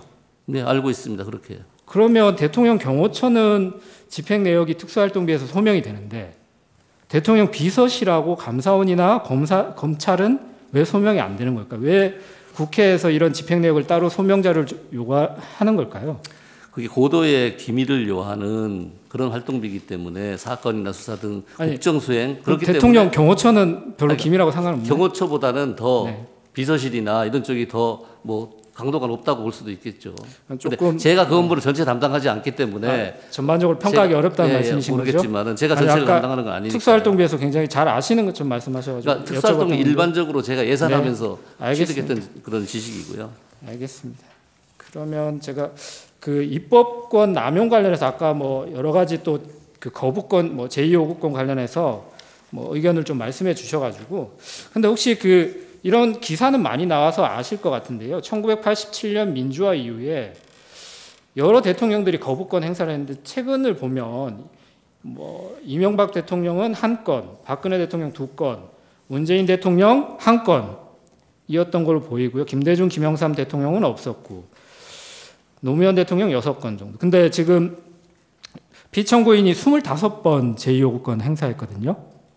여기에 대한 사실 왜냐하면 증인이 이 많은 정부에서 다 일하셨잖아요. 정부 정책을 담당했던 사람으로서 이게 이런 25번의 제2요구권 이른바 거부권 행사가 일상적이지 않다는 건 뭐 평범하지 않다는 거에 대해서는 인식하고 계시죠?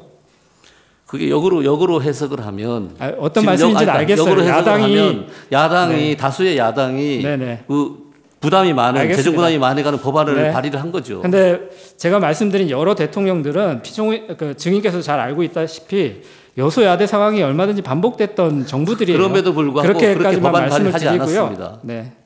그리고 한 가지만 제가 더 여쭤볼게요. 아까 셧다운과 관련해서 저희가 여쭤본 의도는 사실은 우리나라는 준예산 제도가 있기 때문에 예산이 통과되지 않더라도 정부가 마비되지 않죠. 정부가 폐쇄되는 거 아니잖아요. 예. 예.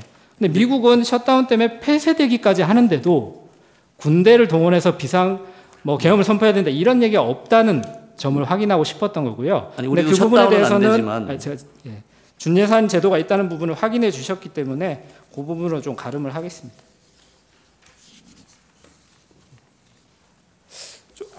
아까 경제 상황과 관련해서 말씀하셔가지고 제가 좀 그 부분을 좀 여쭤보고 싶은데요. 박근혜 그 탄핵 이후의 경제 상황, 아까 증인께서 뭐 경제 상황이 어떻게 될 거다라는 의견을 좀 말씀해 주셔서 제가 같은 의견을 좀 묻고 싶은데요. 2017년 3월 10일에 박근혜 대통령 탄핵 결정 이후에 3월 달에 국제신용평가사 무디스가 발표한 한국의 국가 신용도 전망 보고서에서 이런 얘기를 했다고 합니다. 지난해 10월부터 정치 스캔들로 시작된 한국의 혼란이 탄핵으로 한 단계 끝났다. 헌법재판소가 만장일치로 박 전 대통령 탄핵을 결정하면서 한국이 새 대선을 치르게 됐고 이는 한국의 신용도에 긍정적이라고 평가한 사실 혹시 기억하시나요? 아니요, 기억 못합니다. 알겠습니다. 그러면 최근의 일을 여쭤볼게요. 2025년도 1월 13일 날 글로벌 3대 신용평가사 뭐 무디스나 이렇게 3대 평가사가 있잖아요. 예. 최상목 권한대행하고 화상 면담을 했다고 해요. 거기서 이 3대 신용평가사가 한국 정치의 불확실성이 장기화되면 외국인 투자 또는 기업의 의사결정에 끼치는 부정적 영향을 간과할 수 없다. 이렇게 견해를 밝혔다고 하는데 이건 알고 계신가요? 예, 뭐 제가 알지는 못하지만 네. 뭐 그건 틀린 얘기는 아니라고 생각합니다. 예, 그래서 같은 취지에서 질문을 좀 드리고 싶은데요. 뭐 최근에 윤석열 디스카운트 이런 말도 나오는데 경제 전문가 입장에서 현재 진행되는 탄핵 심판이 어쨌든 뭐 그 지연되는 것보다 빠른 시기에 헌법재판소가 결정을 내린 것이 좀 경제적 불확실성을 제거해서 외국인 투자나 기업의 의사결정에 끼치는 부정적 영향을 좀 없애는 방향으로 가지 않을까라고 생각이 드는데 어떠신가요? 뭐 제가 얘기할 사항은 아닌 것 같습니다. 헌법재판소에서 알아서 판단하셔서 결정을 내릴 거로 보고 있습니다. 마지막으로 한 가지만 여쭤볼게요. 지금 오늘 나오셔가지고 쭉 답변하시는 내용을 들어보니까 증인의 이런 경제라든지 예산이라든지 이런 거에 관한 인식이 피청구인의 인식하고 굉장히 유사하신 것 같아요. 증인께서 지금 경제수석으로 이렇게 계속 재직을 하시면서 이제 여러 번 피청구인이랑 같이 회의도 하시고 뭐 논의도 하시고 그러셨을 거잖아요. 예. 그렇죠. 근데 그 과정에서 지금 증인과 피청구인이 그런 인식을 공유하면서 계속해서 보고하고 서로 논의하고 협의를 하셨던 건가요? 아니요, 제가 평소에는 뭐 경제나 재정 관련 그렇게 보고도 하고 서로 토론도 하죠. 하지만 이번에 뭐 우리 계엄이나 이런 거 관련해서는 전혀. 계엄에 대해서 여쭤보는 게 아니라요. 예. 지금 쭉 답변하시는 그런 인식이 피청구인의 인식하고 굉장히 비슷해서 피청구인이 어떻게 해서 뭐 피청구인 경제 전문가가 아니잖아요, 그렇죠? 예. 예, 피청구인 경제 전문가가 아니고 그 경제 전문가인 증인께서 거기에 조언을 해주시는 역할을 하는 거잖아요, 그렇죠? 예. 예, 근데 어떻게 해서 경제에 대해서 비전문가이신 피청구인이 그런 인식을 갖게 되셨을까를 제가 궁금해하고 있었는데 오늘 증인께서 말씀하신 내용을 들어보니까 굉장히 인식이 비슷하셔가지고 그래서 여쭤보는 거예요. 보고를 하시면서 그런 경제에 대해서 평가를 해서 그 피청구인과 같이 논의를 하셨는지를 여쭤보는 거예요. 근데 기본적으로 윤 대통령이 경제에 대해서 많이 알고 계십니다. 그러세요? 모르는 게 아닙니다. 예. 네, 알겠습니다. 여기까지 하겠습니다. 예, 수고하셨습니다. 예, 돌아가십시오. 예. 하십시오.